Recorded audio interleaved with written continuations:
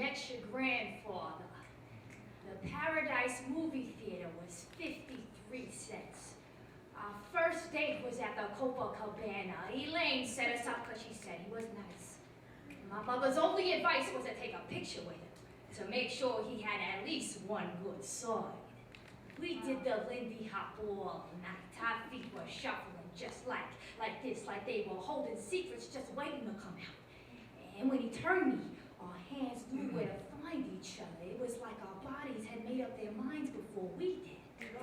For the last song, we danced to Fred Astaire. Heaven, I'm in heaven, and my heart beats so that I can hardly speak.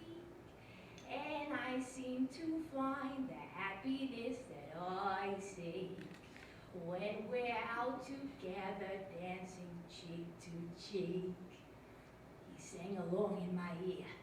Each note was like a love letter he slipped when nobody was watching. His face was so soft on both sides I knew my mother would be proud, but I was too busy swaying to notice it then.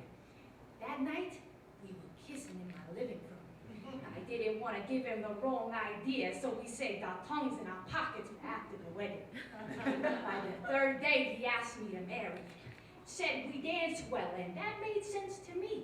See, back then, a woman could fall in love if you held her long enough. And all the music we needed was made by the doors he held open. So I said yes. He said he'd call the next day, so I waited by that phone all morning till it rang at about 3 o'clock. I said, Paul, you got me worried. He threw up his hands, as he still does when I annoy him. He said, Muriel, I asked you to marry me. You said yes. What's there to discuss? Today, we celebrate our 60th anniversary. He's been so good to me ever since. I told him if you were ever to go to take me with him, I don't follow God, I follow the 10 Commandments, but I'd pray my way to heaven if I knew that's where you put him.